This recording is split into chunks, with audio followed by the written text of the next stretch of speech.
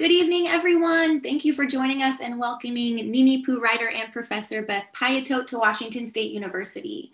I'm Chelsea Ratzliff, an instructor in the English department at WSU Vancouver and co-organizer of the Visiting Writers series, a collaboration of the Pullman and Vancouver campuses. This series is made possible by our partners, WSU Vancouver's College of Arts and Sciences and the Council for Equity, Diversity, and Inclusion, the WSU Pullman Native Programs, the English Department, Academic Outreach and Innovation, the Honors College, the Common Reading Series, ASWSU, and Landescapes, the campus literary journal. It takes a village, so thank you all. Thank you also to our incredible tech team, Rob Baker and Brian Varner, who always managed to make the virtual format run so smoothly. We appreciate you. My co-organizers in this series are Julian Ankney and Cameron McGill, as well as our Visiting Writers Series interns, Emma Morales, Adam Sindak, and Megan McCormick. And thank you to all of those in the audience for making the time to be with us. We really appreciate it.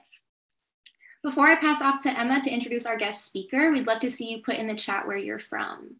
Tonight, I'm on the homelands of the Chinookan and Tadinapam peoples in the Cowlitz Indian tribe, a place that I've been lucky enough to call home for most of my life. In fact, all of WSU's campuses statewide are located on Indigenous lands, and I know the urgency and gravity of that fact isn't lost on this audience. Our series this spring is dedicated to bringing Native writers, artists, activists, and scholars from around the region to honor and learn from their work and to help facilitate the changes we hope to see. Beth's reading this evening has profound connections to our common reading book this year, Tales of Two Americas, Stories of Inequality in a Divided Nation. We know that people of color in this country are disproportionately subject to racial, economic, ecological, and cultural violence, and that this reality disrupts and complicates what it means to be American at all. Before we begin, a couple of housekeeping items. Please use the YouTube chat to engage and respond throughout the talk, and we'll also have a Q&A after Beth's reading where you can ask all of your questions. Our next event hosted by the Visiting Writers series is on Wednesday, March 23rd with interdisciplinary artist Stormy Weber. Stormy is Two-Spirit, Subqual, Black, and Choctaw. Her practice explores liminal identities, survivance, and decolonization, and does so in a blues/jazz-based experimental manner, often incorporating a cappella vocals. So make sure that you stream into her performance and reading. And finally, if you're here for the Common Reading event, we will put the Qualtrics link in the chat toward the end of the reading, so be sure to watch out for it. Without further ado, I'll pass off to Emma Morales to introduce our guest speaker. Thank you so much, Chelsea, for getting us started. My name is Emma Morales. I am a recent WSU graduate and an intern for the WSU Visiting Writer series. I have the honor of introducing our special guest tonight, a Nez Perce writer, scholar, and Indigenous language activist, Beth Piatote. She is the author of two books, the MLA award-winning title, Domestic Subjects, Gender, Citizenship, and Law in Native American Literature, and The Beadworkers' Stories, that was longlisted for the Aspen Words Literary Prize and the Penn Bingham Prize for debut fiction, and shortlisted for the California Independent Booksellers Association Golden Poppy Award for fiction, as well as numerous stories, essays, and poems in literary and scholarly journals. Piatote is an associate professor of comparative literature and Native American studies at the University of California, Berkeley, and chair of the designated emphasis in Indigenous language revitalization. She is an enrolled member of the Confederated Tribes of the Colville Reservation and works in her heritage language of Nez Perce. I know we're all excited to hear from this remarkable person, so please give a warm Cougar welcome to Beth Piatote. Katsia ya tats kalawit oikaloma. Katsia ya oikaloma. It's so good to see you all here tonight. Thank you, everyone who's here. Thank you, Katsia yo naits. Thank you to my mother who's joining us tonight too. Thank you to the speaker series, to you, Cameron and Chelsea and Julian for organizing this, and the tech people, and for that lovely introduction, Emma. Thank you so much. It's really an honor to be with you this evening. In your introduction, you noted that language is very important to me. So I would actually like to just begin our time together tonight by talking a little bit about my language journey, because I did start to learn my Indigenous language as an adult. And a lot of language revitalization work is done with young people, with teenagers and young adults and even older adults.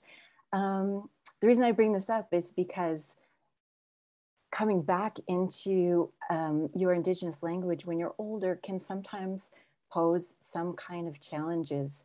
And I can talk a little bit about that. So just a little bit about my family. I have an aunt and uncle who were both first language speakers of Nez Perce. But my mother and two of her other sisters were not, and then I was not. But when I was a young woman attending the University of Oregon, hope that's okay to say into this crowd, I did start visiting my auntie who lived over in Pendleton. And my auntie started to teach me the language, but I didn't get very far on my language learning with her. But I did learn some really important things from her, and it really planted in me the seed of really wanting to learn language and wanting to speak. And just as my life journey was going along, I ended up going to graduate school at Stanford. And in my first year at graduate school, I went to a conference where Ophelia Zepeda was the speaker. And she was talking about language revitalization, and she was talking about some efforts among some Indigenous people to recover their language, for which there were no contemporary speakers, people who were recovering their language from texts, people sitting at their kitchen tables, translating Bibles, back and using whatever written materials they had to reconstitute their languages. And this is actually an approach of recovering languages from texts that has been developed right here at Berkeley and is a very important program called Breath of Life. But that's a little sidebar. It was just in this talk from Ophelia Zepeda that I realized, oh, I really need to work on my language. And then I thought, but I just moved away from my language. I just moved away from Oregon, from my auntie, from my homelands. I'm down here in Palo Alto. But I knew that one of the major linguists of our language was a man named Haruo Aoki, a Japanese linguist who came to the United States on a Fulbright in the 1960s and did a PhD at Berkeley and did a tremendous amount of work in Nez Perce language in the 1960s. And then for the next 30, 40, 50, 60, 70 years, continued to work in the language. I think I might have gone a decade too high there. But I want to show you some of the work of Professor Aoki. This is the Nez Perce Dictionary that was published in the 1990s. There are these 2 volumes of narratives. There are hundreds and hundreds of hours of recordings. There's a grammar book and just countless of ways in which Professor Aoki was a resource for Nez Perce language in all of his many years of working in the language. So there I was at Stanford. I wrote him an email and I said, I'm Nez Perce from Chief Joseph's band, and I really want to learn my language. Could you even teach me for a few hours some things that could help me get started? And so he invited me to have lunch at this Japanese restaurant. And so I came across the bay and we met, and he started teaching me for 3 hours every single week. I would come over to Berkeley and we would sit in a room and he would teach me Nez Perce. And the way that he taught me was through the traditional stories. And so we would go line by line through these stories, and he would teach me the morphology of each word. And so this is how I learned the language, was through learning the morphology of these sentences as they were going along, retelling these stories. So one of the things that he encouraged me to do right away was to learn one of these stories so I could go back to my auntie and tell her this story. So the story that I chose, or that he suggested to me, is a very short story called Lepu Itsiyeye. And I'm just going to read you I'm just going to tell you the opening, because I still remember it quite well from 20 years ago when I first learned it and recited it to my auntie. Lepo utsi ye hitolaina nishna. Kime hipapaina himachiske hilkipe kakonish pexina hitau yitsi titokan alai pikolaiken. Kapine la tiwayan kutaku. Kime hihina watu nax imkui kapene watu. Kala hey piwihwihna pitalawihna. So I just wanted you to hear the language. I could read you the whole story, but I'll just give you the translation. So two coyotes were going along and they came to this big outcropping where they could look down and see there were all these people encamped below. And so one of them said to the other one, okay, you go first. And the other one said, no, watu next. I'm not going first. Imkoi, you go. And so they stood there and they argued over and over for quite a while. Eventually, one of them said, look, you're going to go out there. People are going to see you and they're going to say, there goes a coyote. But, I'm not a coyote. And the person said, what do you mean? You are exactly like me. In every way, we are exactly the same. And we are both coyotes. And so they argued about this for a while. But finally, one of them says, okay, I'll go. So the first one goes across and he gets it. As he steps out onto the trail, the people below see him and they say, oh, there goes the coyote on the trail. And so he continues walking, gets the other side and he yells back and says, you see, the people saw me and they said, there's a coyote. And now you come across and they're going to say, there's a coyote. And so the second one says, no, I'm not a coyote. And you'll see. And so he steps out and he starts walking and the people look up and see him and say, look, there's another one. Another one is going along. And that second coyote said, you see, I'm not a coyote. I am another one. So, yokkalo, that's that story. And this story is just so full of fun and these great lessons about language and play and how other people see us and how we can anticipate and think about these kinds of things. It's the kind of thing, the way our traditional stories work is you hear a story and you think about it and you keep thinking about it for the next 30 years and different times in your life. It will have different meanings to you. It's kind of like a slow release medicine. It comes to you when you need it. Well, I continued to study my language. And then, I also continued to write stories. And as you see from the beadworkers, I started integrating a couple of elements of this study into my work. And so one is I tried to integrate the language itself into my work. But I also try to bring out the aesthetics and the beauty that comes out in our traditional stories. So there's, the dominance of the number 5. 5 is a very important number to us. And in the stories, there's 5 brothers, there's 5 mountains, there's 5 days. 5 is the magic number.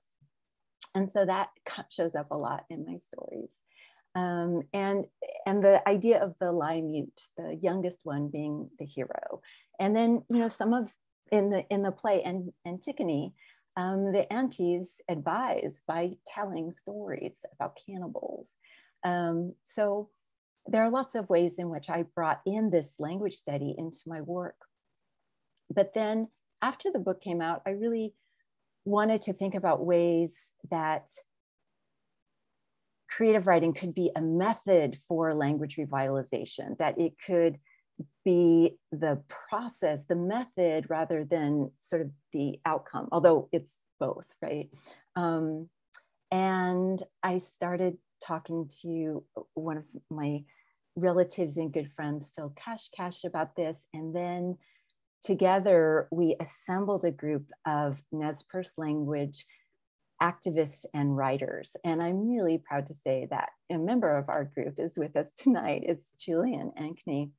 And another person who's coming up later in your series, Inez Hernandez Avila, is also a member of our group. There are 7 of us. And we began to meet every week on Zoom and to practice using our language in our creative writing. And one of the things about creative writing is that it really foregrounds expression. It's about expressing ourselves. And we wanted to sort of create a path in for people who may find challenges in entering back into the language, to be led by their hearts to come to the language, to be led by their creativity to come into the language. And so we experiment with our own writing. We try to think of prompts that would work well. And last summer, we had our first ever Homelands writing workshop. And so we all got together in the Wallowas, our summer homelands, and we were able to stay in a guest house that is part of the Homelands Project in the Wallowas.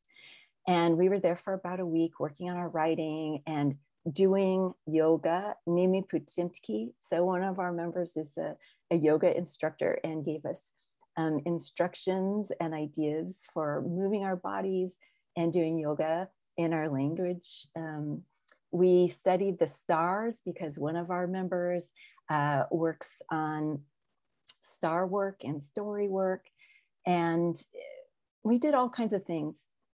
At the end of the week, we were invited to speak to a group of Nez Perce youth who were coming in because they were going to take a river trip together.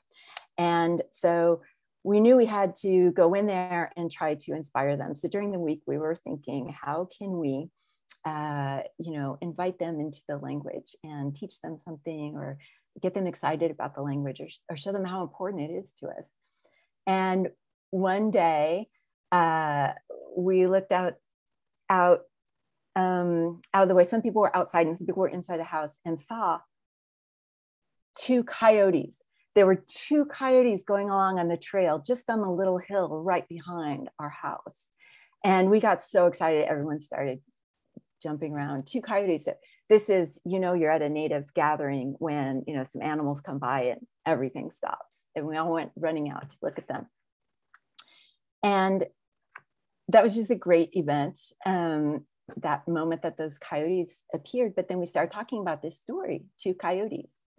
And eventually this idea sort of came to us that we should use this story to introduce the kids to the language. And so we each took a few lines of the story. It's a very short story. And when we got together with those kids, we each read and shared a few of the lines, and we talked about what that story meant. And we tried to teach them how to say some of the dialogue when the coyotes are arguing, so that they could, have some very useful words for language. No, you first, and so on. So there are a lot of things about this story, and one is this story about coming up with this story is that when we're in our homelands and we're paying attention, we get these opportunities to learn more about our language and ourselves and our culture, just by paying attention. And this is an idea I'm sure many of you have heard of land pedagogy. But our animals and our plants, humans aren't the only speakers of our language. And so one of the important aspects about language revitalization is restoring the sonic environment of our homelands and being able to speak our language with all of the plants and animals and living beings who are there, and with our ancestors. And so I want to sort of conclude this little discussion, this little introduction, just by urging you, all of you, to learn Indigenous languages, especially learn your own language, learn the language of the place where you are, so that when you go outside, you can greet the animals. learn your language so that you can pray. Learn your language so that you can communicate with your ancestors. And now I'm a little teared up because I'm thinking of my teacher, Hauro Aoki, has become one of our ancestors. And this is something I just learned today. And so I just want to say, thank you so much to Hauro for everything he gave me personally, but for all of this that he gave to our whole community and to our future, to all our future language speakers. Yes, this is what I wish to say. So I spent a lot of time talking about language, and I'm sure we'll talk more with Julian about language. I thought, since many of you have so kindly read my book, The Bead Workers, I thought I would share with you a story that's actually not in the collection. But this story has to do with one of my goals as a writer. So as a writer, I do care very much about exploring aesthetics, about showing the beautiful ways that our people have of thinking and being, bringing in indigenous aesthetics into our stories, which means, you know, maybe using different forms, using different language, you know, showing different kinds of stories and different kinds of characters, showing indigenous life as I know it. And one of the things I think that always motivated me as I was working on this story is that I think my primary motivation is for people not to feel lonely. I think it's because I'm quite a lonely person in my constitution. And I know that, and so when I envisioned my book, I wanted to make a book that would feel like a beadwork table, that would feel like the place where people come together and they're there to create and to make beautiful things, and to make culturally defined things, you know, to follow our ancestors, but also to innovate and to make new things and to tell stories. And so the beadwork table is a place where everyone comes bringing all of their pain and the things that they're working through and all the hilarious things that are happening to them too. They bring everything with them, but none of those things are exactly happening right in that space. And so I wanted the book to feel like a safe place where people could just be with whatever they were going through and hear other stories that would help them to be stronger, but mostly that would give them companionship and help them to not feel lonely. And I was thinking about this, about how when I was writing, I'd always be thinking about people far away that I love and I miss, and thinking, oh, I think this person would like this story. I was also giving myself the companionship that I was missing. So I do write for other people not to be lonely, but actually I think my primary motivation is for me not to be lonely and to just always have my ancestors and my relatives and my friends close by. So I was invited to write this story for the Washington Humanities Program, and it was during COVID. And I decided that what I wanted to write would be a very comforting story. The theme of this program they invited me to write for was bedtime stories. And I'm like, well, I want to tell a good bedtime story that's going to give people good dreams and bring beauty into their lives and comfort. And so I want to offer this to you as a bedtime story, but please stay awake for Q&A. But tonight, maybe you can think about it again. So this story is called The Night Walk. And as soon as I finish this story, then we'll bring Julian on and we can have some more conversation. The Night Walk. After his disappointingly chaste dream about Brad Pitt, Rowan realized that he had to up his sleep game. During the pandemic, his friends had been extravagantly gifted with dreams, describing nocturnal hours filled with adventure, romance, and fabulous sex. In his dream, Rowan had been on a movie set with Brad Pitt. And when Brad embraced him off camera, Rowan had rebuffed his advances, saying, "No, Brad, I respect you as a person." In the dream, Rowan had earnestly desired Brad Pitt to feel loved for who he was, a whole person with insecurities and disappointments, and not just a gorgeous movie star ready to hook up. But the next day, Rowan cursed his subconscious. "Idiot," he muttered as the words, "No, Brad," jolted around his head like bumper cars. "What were you thinking? Who curves Brad Pitt?" Rowan worried that not only his sexual appetite had malfunctioned, but that he was in the middle of an entire systemic breakdown. Rowan turned to his friend, Ted, for advice. "It was a one-off," Ted said. "I'm sure you have it in you to mac with Brad Pitt. And besides, Brad Pitt isn't for everyone." In truth, Rowan wasn't sure that he had it in him. He was 2 years past the divorce, with only minor flirtations and occasional Hueys to patch him through. And he wasn't as young as he used to be. The Brad Pitt dream was nearly age appropriate. This was yet another disappointment. During the pandemic, Rowan's primary companions had been houseplants and despair. He lived alone and without the usual fodder of the gym, parties, and office to support his social metabolism, he felt bereft. Now the weekly staff meeting appeared as a delightful mirage of human connection. He longed to make photocopies or stand in line for coffee. He was lonely. Some days he went to bed and woke up with the exact same thought: "I will sleep alone for eternity." Rowan had accepted the fact that there was little he could do to control daily life, but he was not ready to admit that he could not control, or at least influence, his dreams. He needed to live the life he was missing, if not by day, then by night. He'd grown up hearing stories of old-time Indian men, his great uncle among them, who could change the weather.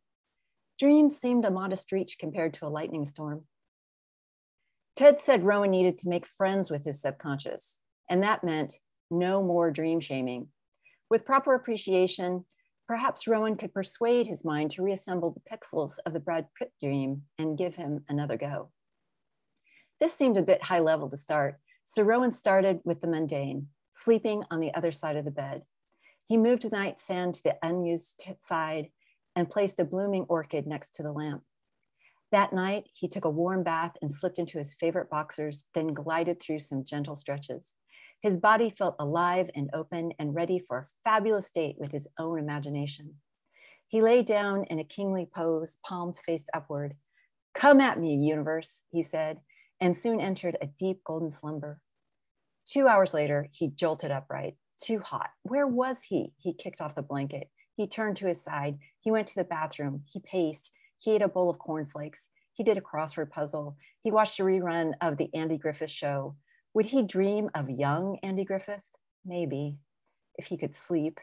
He looked at the clock. It was 1:32. He folded himself into fetal position. He begged for sleep.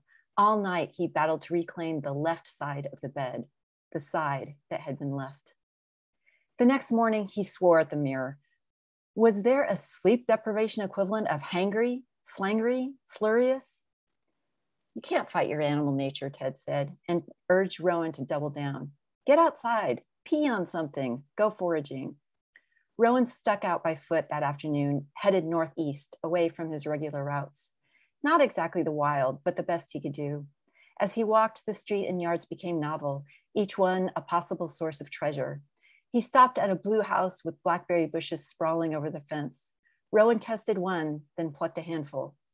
"You making a pie?"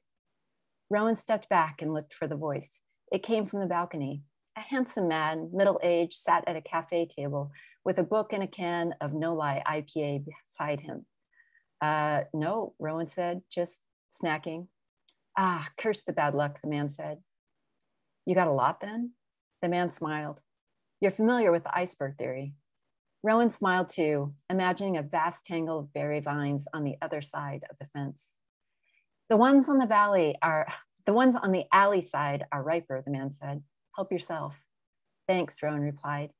and come back when you want to make a pie, he said. Rowan smiled and nodded, then made his way down the alley. Foraging had become unexpectedly pleasant. Soon he had filled the bag and glanced back at the balcony. The man was reading the book. Thanks, Rowan called out, and the man looked up and waved. Rowan cut across the park on his way home. The lawn was dotted with families and couples lounging on blankets and college students playing badminton. How normal everything seemed, Rowan thought. And just then, a doe darted out from the thicket and ran. Rowan froze. More alarming than the sudden eruption of movement was the fact that no one in the park seemed to see her. The couples continued to gaze at their phones and each other, and families ate their sandwiches, and the shuttlecock floated over the net.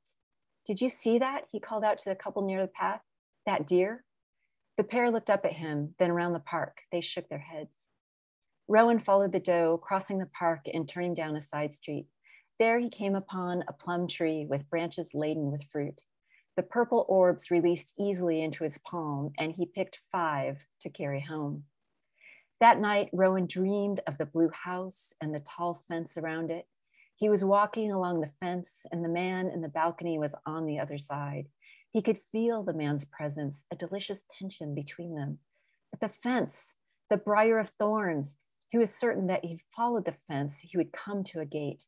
A pink sky saturated the scene with a rosy glow, and Rowan's heart bloomed. Finally, he came to an opening and crawled under the thorns, but when he arrived at the other side, the house was gone, and so was the man. The pink sky remained, and a land of tawny hillsides opened before him.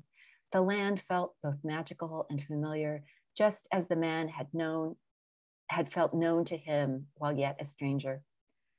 Obviously, something inside you has died, Ted said the next day. Wait, what? You're dreaming about a fence, a briar, and a desert, he said. Try to be more open. Rowan objected, but Ted's interpretation stuck. Later that day, Rowan walked to the park and sat on a bench, hoping that the deer would reappear. Instead, a man approached him. The man's clothes were clean but rumpled, and he carried a dingy rucksack. The shoes curled upward. The man was in his 50s, with a trim beard under his mask, curly hair, and blue eyes. The man walked directly to Rowan, who had never felt so trapped in the wide open. Can you help me? He asked. Rowan reached for his wallet. No, the man said. Can you help me write a letter? Maybe, Rowan said. Ted's words flitted across his brain. It's for my girlfriend, he said. The man sat down and unzipped his bag, extracting a notebook with a card with metallic stars and planets on it. Can you write on this? Rowan looked at the card. I can't write, the man said. But you have a notebook there, Rowan said, and I'm sure your girlfriend would rather see your writing than mine. The man began to repack. No, I always do it this way, he said. She knows it's my words. The words, be more open, floated across the sky. Wait, he said, I'll do it. Rowan took the card. The man opened his notebook, which was filled with letters and symbols. Dear Maura, he said, I traveled through time and galaxies to be with you. I came to Earth to become a dinosaur and then a human. I didn't want you to leave, but once you decided, I couldn't stop you. I ran after you, but you were gone. I had to come to Earth to find you and remind you of your power. Rowan penned each word as elegantly as he could. The man smiled, satisfied. It's true, you know, the man said. She was right beside me, and then I turned and she was gone. The dinosaur time was rough. Thanks for your help. Rowan was certain that the man was homeless, and he was certain that what the man said was true, though he didn't know how. That night, Rowan dreamed that he was on a tropical island. He was visiting friends who lived in a cluster of houses beside the ocean, and each house had a canoe. Around him, children were playing and women were cooking and gossiping. The air was thick and held a charge of anticipation. A rainstorm was on its way. Rowan felt in every way his boy self, with skinny legs and cut-off shorts and excitement to play with the other boys. Then he noticed that rather than running, the boys were flying like little flying saucers. Rowan discovered that he too had this ability. He sat cross-legged and used his arms as levers, lifted off the ground and cruised smoothly around. He delighted in the discovery of this new power, and he felt pure happiness as he flew about with the other boys, chasing each other through groves of palm trees, dodging houses and dogs, and knowing they were free to play until they were called for dinner. The dream seemed to restore something in him, perhaps some optimism that had been stripped away by the divorce or the pandemic or belly flab. He channeled his energy into a massive purge of housewares. By nature, Rowan was tidy, but after having experienced the smooth pleasure of self-propelled flight, he longed to be unburdened by things, especially things that reminded him of his previous life: the casserole dish, the wine glasses, the birthday watch, the half set of bath towels. All day, he went room to room, plucking items off shelves and emptying drawers. He made 4 trips to Goodwill and 1 to the dump. On his final return, feeling sweaty and satisfied, he stopped halfway up the walk. A package was waiting on the porch. Cruel joke, here was the Hydra's head. But it wasn't. Turning the package over, Rowan recognized the handwriting. He opened it to read the card. Hey, Neff, went to the mountains with Rosie and your cousin Eugene. Got 9 buckets of hucks. Gathered some piscu medicine for you. Love, Unc. P.S. Rosie wants to know what's good on Netflix. Rowan unwrapped the package. 2 bags, one filled with dried Indian tea and the other with dried huckleberries, plus a vacuum-sealed package of smoked salmon. For a long time, he held the open package in both hands, thinking about his family. That night, Rowan brewed a cup of Indian tea. He held the cup to his chin, inhaling the forest smell. That night, he dreamed of walking along the Columbia, the water shimmering in late afternoon sun. His skin warmed in the light, and he became aware of an older man walking beside him. On the other side of the river, bluffs rose up from water's edge. He could smell the bright scent of fish in the water and hear the grasses shuffle and shoo in the wind. Before him, he saw the shadow of a great bird in flight and looked up to see an eagle the size of a plane crossing over him. The path before him changed, and he found himself walking through sage-covered hills, pungent and alive after rain. The sky turned a fantastic color of pink. He felt a doe walking beside him. He turned to look, and she leapt into the sky and flew away. The sky faded to a deep blue, and as stars began to appear, he found himself walking among them. Not flying, but walking through the sky with Grizzly Bear and the wolves and the North Star. And here he felt most serene as he walked along, greeting each one as an old friend. Yohkalo, thank you.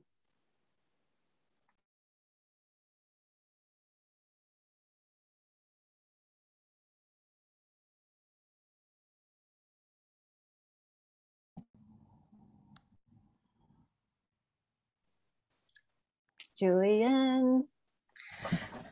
Okay, yes. Mina West, Julian. Katsiao oikalo. Oh my gosh, Beth. Thank you, everyone. Inimoniquas, Julian Ankney. My name is Julian Ankney, and I reside on the Nez Perce Indian Reservation in Idaho. Again, thank you tonight for coming and listening to Story. It is our responsibility to cultivate art through poetry, prose, and shared stories that are essentially roadmaps for our communities and a reminder of our individual responsibilities to the survival of our communities. In identifying specific places and connections to the land as a reflection of identity, we connect to our past, to our present, and to our futures. And I have to say, your book, The Beadworkers, Beth, does exactly this. You said earlier, stories come to you when you need them. And I have to agree with you because we are in need of your stories here in the Pacific Northwest. Kat Tiao Yao. One of the things you said a little bit earlier is language is about expressing and about expression. And expressing oneself in our native language is a different experience altogether. Can you talk a little bit about your experience and maybe some of your favorite Nez Perce or Nimi Putim stories?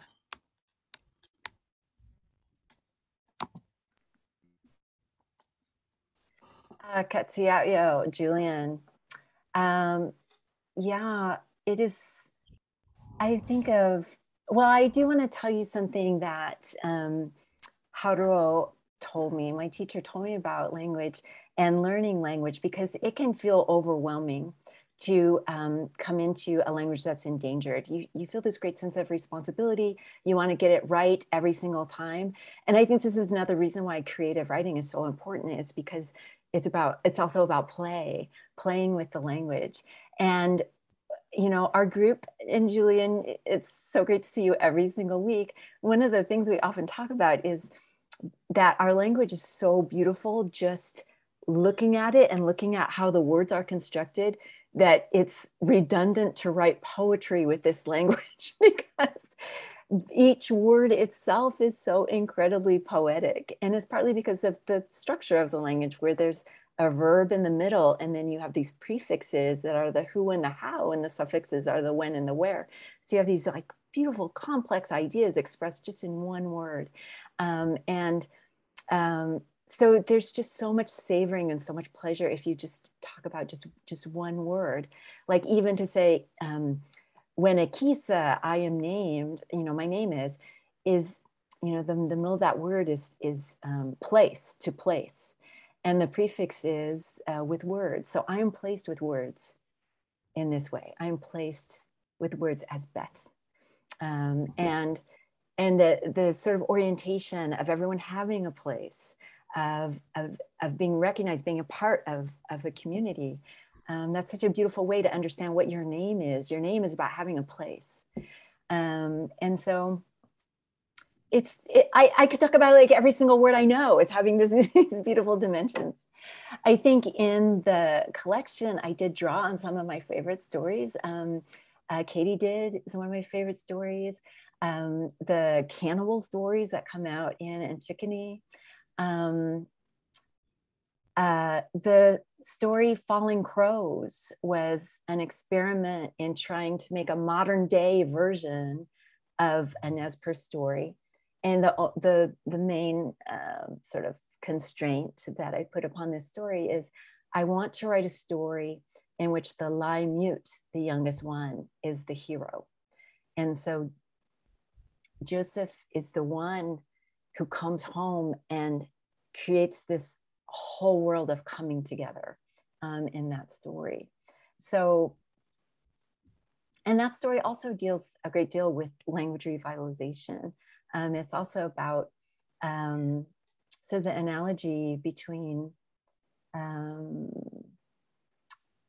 I guess it's an investigation into what it is to be whole, what wholeness is. You know, a person who may be missing a limb is entirely whole. And our languages that may be missing even generations of speakers are still entirely whole. And so this idea of wholeness, I think we become whole ourselves when we are able to express ourselves in our indigenous languages. We recover parts of ourselves that have been violently taken away from us through generations, and we're able to heal some of the generational pain by recovering our language and savoring it and celebrating it and using it to make beautiful things, just as our ancestors did.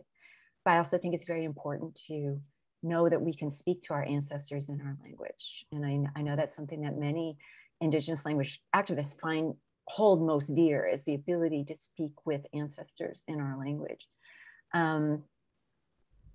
And so two things that Haruo taught me that I feel are exemplified in our creative writing group is the importance of having these supportive structures for learning. And so one of the things he said was, okay, so think about how babies learn how to speak. They get to just lie around for a couple years listening to people talk. And then once they start speaking, anything that they say that's even remotely close to the word, like anything that even starts to sound like mom, ma, ma, everyone celebrates. Like, you're doing it, you're doing it. There's so much love and joy for being even anywhere close. And we have to have this exact same approach with each other. Like, if you're even anywhere close, we need to celebrate you and be like, you're doing it, keep going. You know, we need to have this. And unfortunately, because there is a lot of scarcity around language revitalization and around endangerment of languages, it's hard to enact that and remember that. But I would say that in our weekly meetings with our creative writing group, the texture of that space is love. We tell each other every time, I love you. We, you know, give each other so much love, and we speak so much about our love of our language. And so if I were to say, like, what is a method of language revitalization, Jason, it is love. Love is the method. The other thing I wanted to share that Haruo taught me about not getting overwhelmed by the task of coming back to the language is to always believe that everything you have is whole. And he said he was a very talented artist. And so he said, you know, when an artist looks at their canvas and they make their first 5, you know, marks on it, they see the whole picture. The whole picture is there because there's the tree and there's the hill and there's the dog or whatever it is. And every gesture that goes into that painting after that is just filling out more of what's there. And he said, so don't think that if you only know 5 words, you don't have a dictionary. If you know 5 words, you have a 5-word dictionary. You always have to be thinking of what you have as whole and complete, and you're just continuing to fill in and add. And so I think this is a very healthy and generative way to think about how we bring language into our lives. And so in my household, I have 2 children. We try every day to make the first thing we say to each other, tatsme, good morning. We say good morning to each other in our language because we start the day in our language, and that helps us be strong and be who we are as we move forward in the day. We're not speaking huge conversations, but we're putting out the seed of ourselves. Oh, I love that. My kids come home singing Tatsme from their language nest at school. I just love that you do that in your household too. That's so amazing how even though we're so far apart, our language still links us together. And some of those linkages are through the stars and through our, star stories and Lukupsime and Hiyum Tachto. And I love that you used, Hiyum Tachto, grizzly bear looking up, in that story, because again, the cosmos, those are some of the things that connect us all as human beings. We can all look up and see those, constellations, or, see the moon is one of my favorite stories, Sun and Frog Girl. But I also like how, or actually I don't dislike, I love how you talk about, and I quote, humans are not the only speakers of our language. And it made me think of when we speak our language, Nimi Putimpt, the land itself wakes up. And I was wondering if you could speak a little bit to how through the language you have woken up, or in a more like, how did you become woke through the language? Oh, it's almost hard to talk about. I think that the language is a space outside of colonization. It's a way that when we're in the language, we can be aligned with all of our generations of Nimipun Sukanawit of knowledge and an orientation to our own hearts and to life. It gives us this orienting, and I love the work that Angel Saboda has been doing with star work and story work, and that's one of the reasons why that ended up in my story, is because, you know, one of the things that comes out in my book, but also just a very simple observation about Indigenous life, is that we've always been traveling in circuits and always very mobile.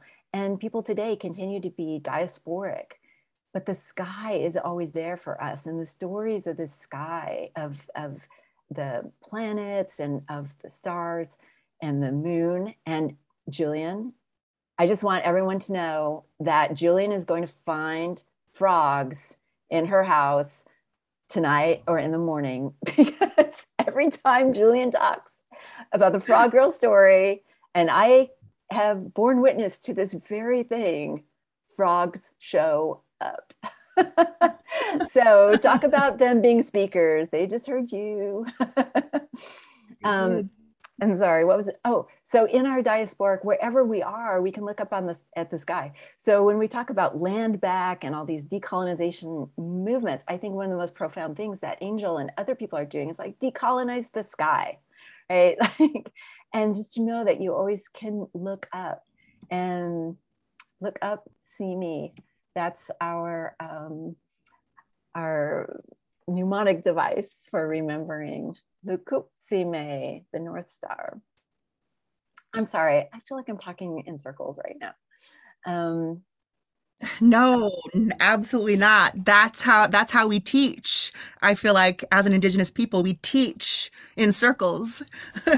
And essentially that's how we write an essay. We always have to have that, you know, that link back to the thesis. And you're always like, honestly, writing in circles well. So why not teach that way? No, absolutely not. I love how you're talking about these different supporting structures and how they inform your stories. We have a question from one of my former students, and I think one of Chelsea Ratzlaff's students this semester. He has a question for you. I really appreciate the way you apply Indigenous aesthetics to different styles of stories. And are there any particular genres you would like to see an Indigenous take on, like sci-fi, gothic, or romance? Thanks. I do want to say I'm so excited to see all the kinds of things that that are coming out in these genre fields, in sci-fi and horror and things like that. And I do think that, like, you know, these old stories, coyote stories, and these traditional stories, they are so fantastical. I mean, they are completely, they're completely suited to speculative fiction and even horror, especially campy horror. Very well suited to that. I'm really excited about all the things that are going on in live theater, integrating Indigenous aesthetics and histories. And also, I love seeing the ways that graphic novels can actually imitate some of the grammar of Indigenous words, because they're able to pick up on some of the spatializations of the words, but also in terms of storytelling. One of the aspects of our old stories is that they're so full of onomatopoetic expressions, like in like pow or thud, and, you know, this is just a natural part of the story. And also direct discourse is the way most stories are told. And this is something really easy to do in graphic novels. And there are graphic novels out there, but I'm just saying there is room in every genre. I love seeing the kinds of things that musicians are doing with Indigenous languages and pop music. And yes, there's just more for everyone. And I want to acknowledge Robert Sullivan, the Maori poet, because he really is the person who inspired me to use Nez Perce aesthetics in my writing, because he said we should be using our indigenous aesthetics in our writing. And so the opening triptych, Feast, was an experiment where I said, well, I wonder if I could use the structure of a feast, which always begins and ends with kus, with water, and then has a certain sequence of our first foods. I wonder if I could use that as a structure, as a literary structure. Like, why not? I don't think that's been done before. And so I experimented with that and like, okay, well, this is what this structure looks like as a poem. And then Feast 2 is, and this is what this structure looks like as sort of I don't even know what Feast 2 is, but sort of a compendium of nonfiction. And then as a set of entries. And then the third piece is a very conventional short story form, but also has the exact same structure. If you looked at it, it starts and ends with kus, with water, and then the foods appear in the proper order of the feast, just knit into the plot. And I think that, part of my influence too is from having studied 19th century and early 20th century indigenous writers, and think, okay, they must be bringing their aesthetics into their writing. They must be, their languages are in here, their structures are in here too. And that also really influenced me to want to do that kind of thing. And to say that our structures are so, that our structures are so reliable and solid that everything around them can change. We can change genre. We can go from poetry to fiction or short story, whatever, but we can still rely on this structure being an effective structure. Yes, and I think that speaks exactly to also like the structure of the beadworker's story. Can you speak a little about that? How as one of and I didn't know that my students would even get this, because I didn't tell them. I wanted them to like come into this knowledge on their own. Can you talk about the structure of the beadworkers and how each story is like an individual bead on like regalia, or a specific piece, yeah. Each bead is like a story, So I want to acknowledge my my auntie who's passed away, but Teresa Eagle was a master beadworker. And then my older brother, Kevin Peters, is also a very well-established artist and beadworker. My daughter's a beadworker. I am an okay beadworker. I think, as I established earlier, I really love going to do beadwork, mostly to hang out and tell stories, but I do manage to also make things. So I wrote these stories over a long period of time, and I was always doing it on the side because I had to keep my day job as a professor.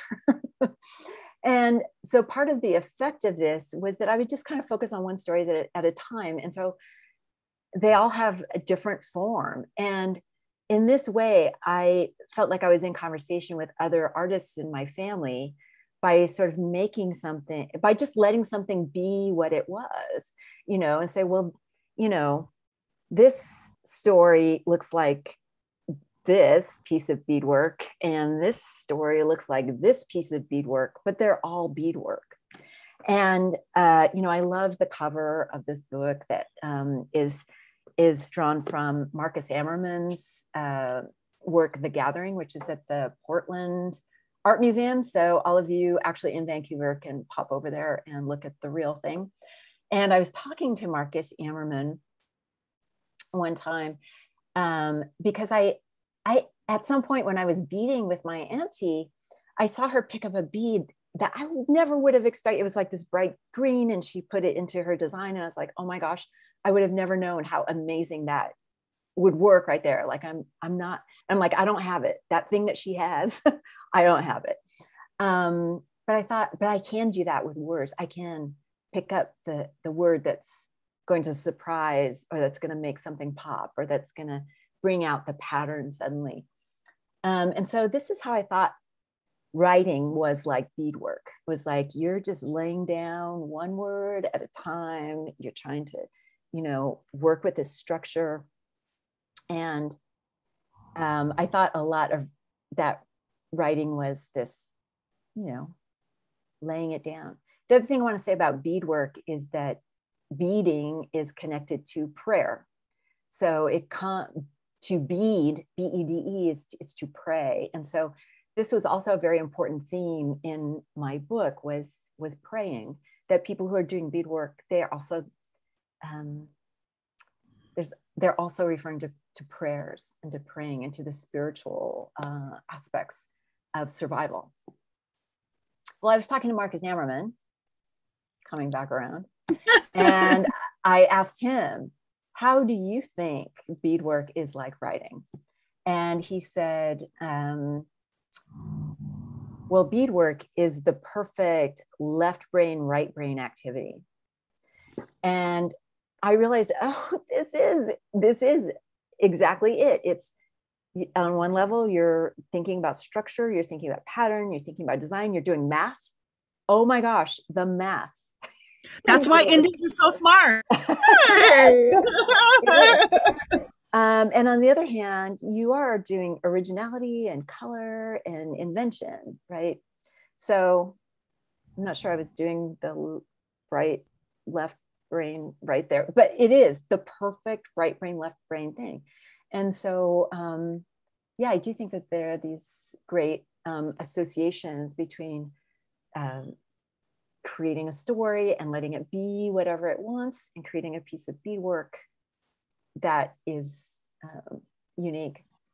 And so then when it came time to put the stories together, it's like, well, the only thing that there is no like natural arc for these stories. I had to think about how to put them in relationship to one another. And the one thing I did do with each story was include beadwork or the image of people doing beadwork. So either beadwork is circulating in the story, or people are doing beadwork, and then each story itself is sort of conceptualized as a piece of beadwork. And as I said, I want people's experience of being in the book, with the book, like that community feeling of being at the beadwork table and passing around your stories and feeling your pain, but also getting relief from it, passing around medicine, those good stories. And I mean, Native people laugh more than anyone, which is constant laughing. And yet, but it's through the process of sharing our suffering that we're able to laugh. So much. It's so funny how natives can actually laugh about all of the suffering that we have experienced, not only from our grandparents to our parents, but like us ourselves, like, oh man, my mom was so mad at me. She threw a lamp, and we just laughs. Oh yeah, I remember when my mom, I love that. And sharing stories, whether it's, beading or weaving. I used to go, before the pandemic, I went to the weaving circle out here. Oh my goodness. Some of the women, they literally tore me up. They tore me up, and everybody was just laughing. I wore these really expensive holy pants. They're like, hey, why don't you take your pants off and we'll sew them for you? And I'm like, oh my gosh. And we all started laughing, and I was like, hey, it's hot. So it's really a way to, create community through story. And I love that the bead workers really embody that. Or like stick games. And speaking of winning, we have another question from the audience. What inspired Winden? Can you talk more? Because, we win. That's what we do. Can you talk more about why you chose to engage gaming or game narrative and what you learned through this process of winning? Oh, it was sort of just from joking around with people about like, oh, everything in the native world is backwards. Like we don't have, if you wanted to win Monopoly, it would be like, who had the biggest giveaway?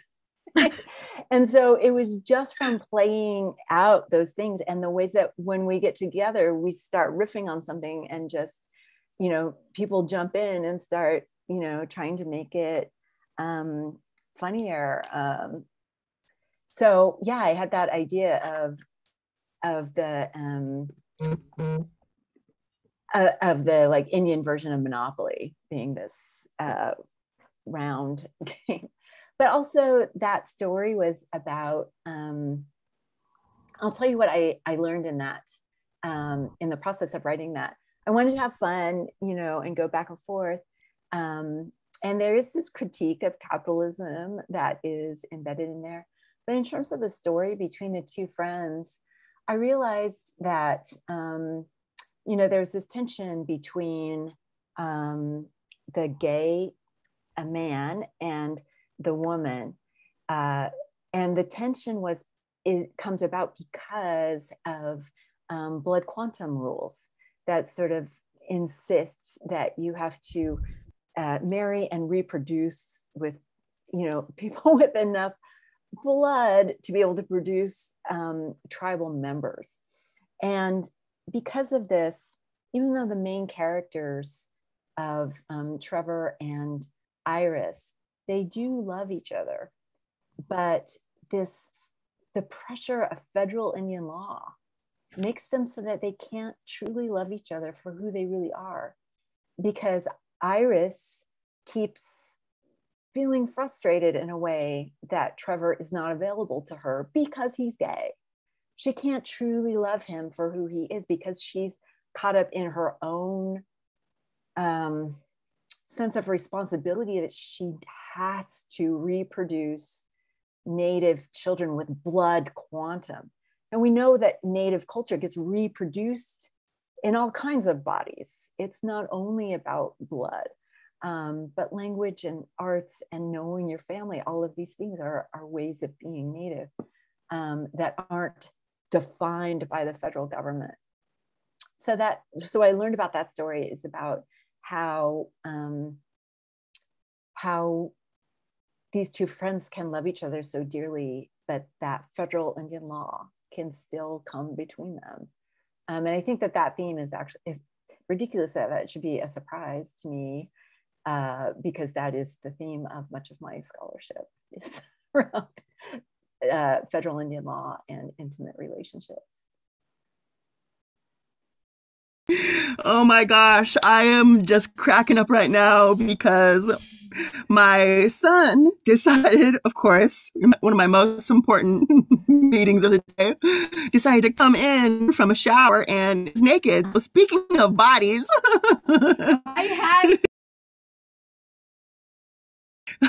so I'll go into the next question really quick from Kristen Nillergen. And she asks, I think a big challenge for me in attempting to learn languages in the past is my struggle with pronunciation, especially with respect to learning a different language as an adult. That was very difficult. Was this also a difficulty you have faced? And if so, what were some of the ways you were able to overcome this? So I'll tell you, I took different approaches to this for many, many years. I mean, like for 15 years, I accepted the fact that I just wouldn't be a speaker.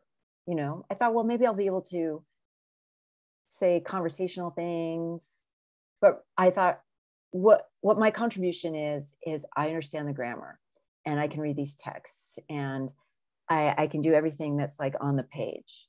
And for a long time, I accepted the fact that I wouldn't be a speaker. And part of that was also my sense of isolation. I didn't really have people to practice with. And so that was kind of a challenge. The ways that I have tried to improve, the first is what I told you about, like having these supportive structures which means you have to say it to yourself too. Anytime you're even anywhere close, just celebrate. Be like, yes, you're getting there, you're doing it. And then Another thing that's very useful is if you have recordings, to just listen to recordings, just have them on, in the background in the kitchen when you're cooking or whatever, and just try to get those patterns in your rhythmic brain. And then another thing that I do, I practice with the group, and I practice as much as I can with other speakers.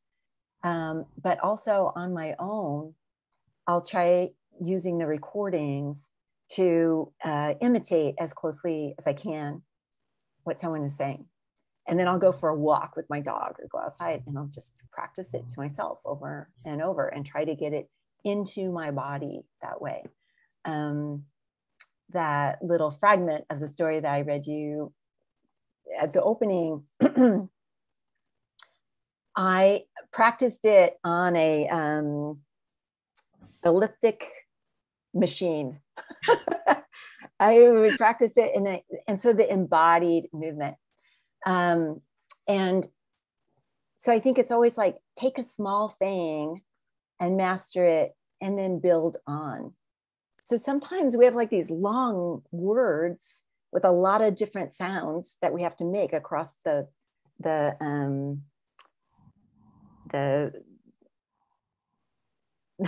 length of the word. But just start at the back of the word, start with the last syllable, get that syllable down, then move to the next syllable, practice that syllable and the next one together, and just rebuild the word from the back. And then it will start flowing from the front. Songs are a good way to learn the language too. But again, you have to have the base resource of like someone who is a speaker, so that you have the recordings to start with. But yeah, the best advice that I can give you is to celebrate everything that you can do, to break things down into little units, and to have things that you can celebrate, to simply memorize, my name is, or whatever you want to learn. Just memorize it, get it into your system. And a lot of times I can think the grammar of the word, but it's just like a bunch of little slots that I have to fill in with the actual like parts of the word. But just don't give up. Yes, don't give up. Nimi Punawit, learning the language, you're becoming a real Nimi Poo. Or whatever you are. Just another one. We have another question from Arabelle May. She says, I love Antigone. What is the importance of your adapted play in the context of the beadworkers as a whole? Thank you so much for giving me a chance to talk about Antigone. So Antigone is a play that's based on Sophocles' Antigone. But when I wrote it as part of my collection, I just wrote it thinking it was a story. For me, it was just another story that talks about how things came to be the way they are. And I chose, the form of the play because in 1996, the Ancient One, or Kennewick Man, was pulled out of the Columbia River.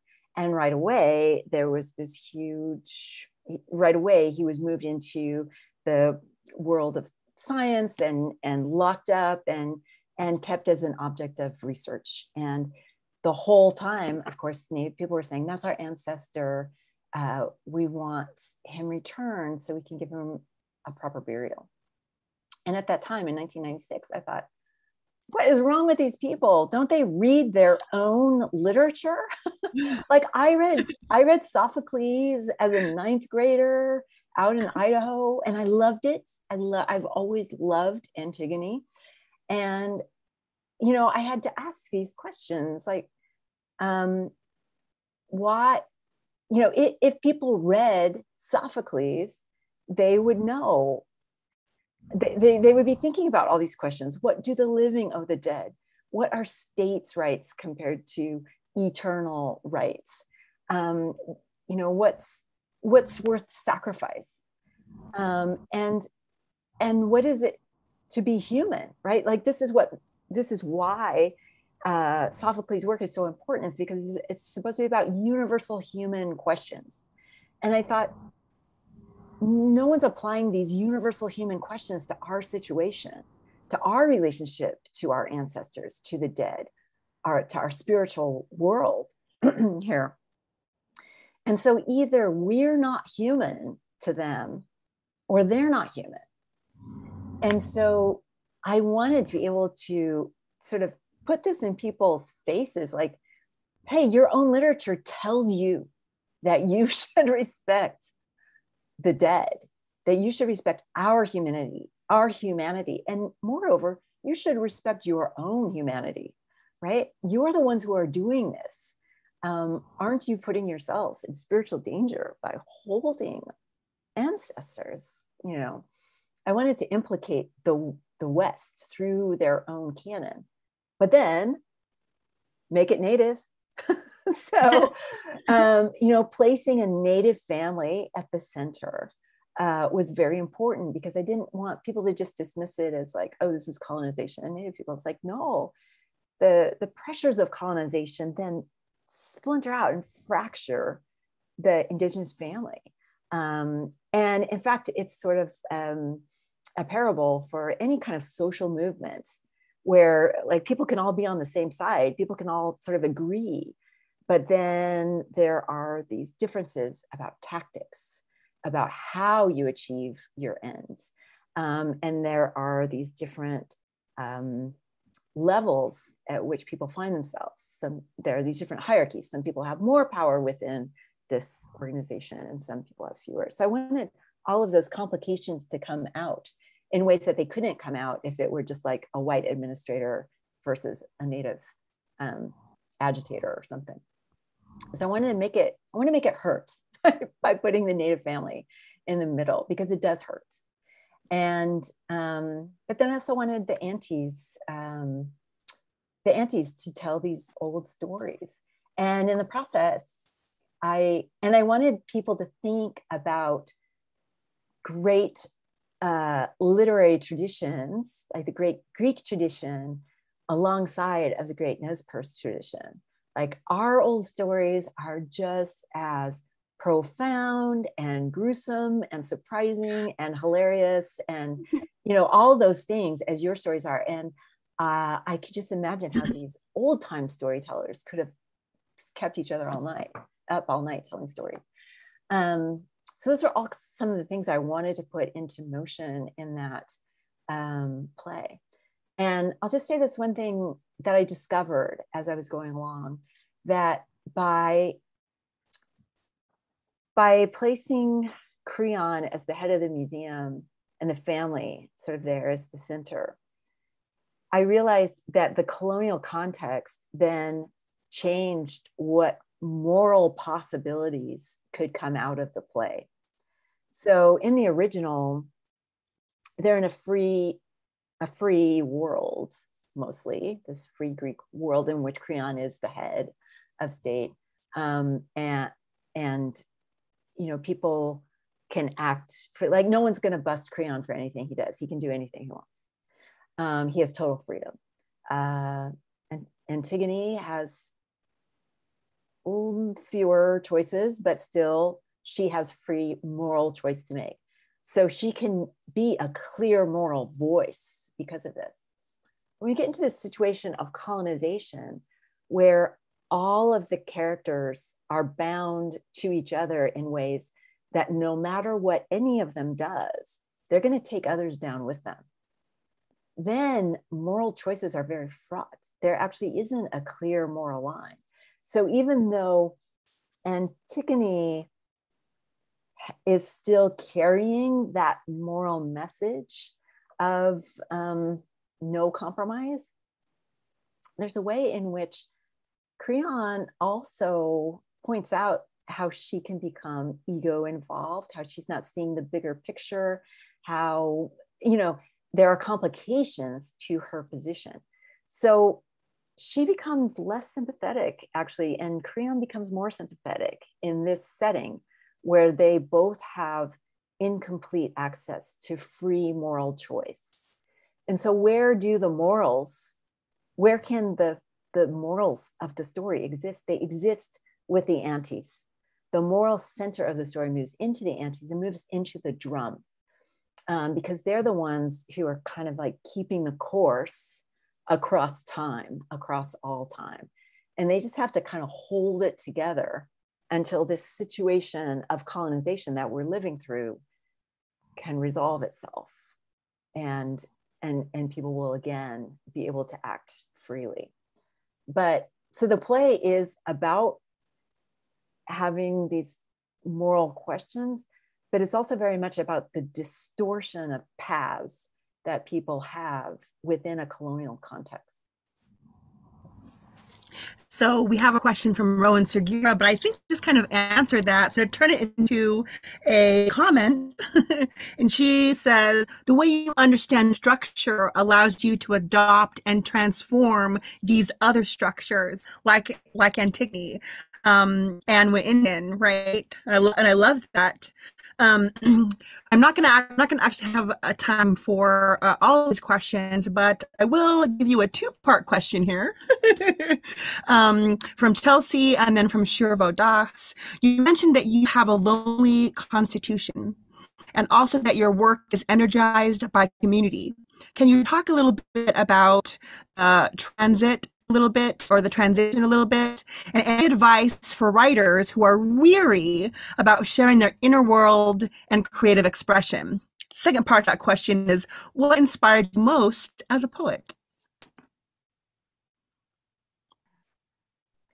I think one of the things that I have learned as someone who is a writer and also an academic is just to think about form and to feel a great deal of freedom to experiment with form.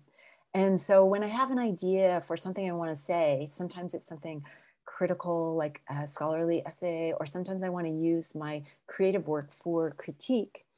I think, well, what's the best form for this? And then I can kind of experiment.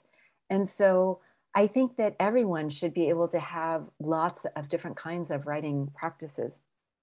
I think you shouldn't have to specialize between being, I know I'm not exactly answering the question that you put forward, but just back to form, right? That trying to match, like, what's the most effective way to express this set of ideas? Is it through a poem, or is it through a play, or, what is most effectively, I guess, just to feel free to try on different forms and to appreciate to not be limited, to be only a poet, or to be only a short story writer, or only a playwright, or only a scholar, but to be very open to the ways that forms allow us to express ourselves. And so for poetry, so with each form, I have to think about, well, what is this good for? And I found that poetry, which is new to me, is just so wonderful for giving us opportunity to play with rhythm and to have like short meditations on things. I've been using poetry for language revitalization. So it's always important to me that something about the grammar is being expressed, or something about the meaning of the term or the use of the term is being expressed through the poem. I don't know if I can add more to that. Again, I feel like I'm kind of going in circles, and I know that we're kind of coming to the end too. Is there maybe a wrap up statement, or? Yes. No, I wanted to say thank you, Katsiao, Beth, Imacus, Katsiao, huge, immense thank you for coming and talking to us And thank you for coming tonight and telling story, right? Thank you to the audience for listening to the story. And remember, just as Beth has said in circles, nay, the place where a person resides in connection to the land tells a story of their identity.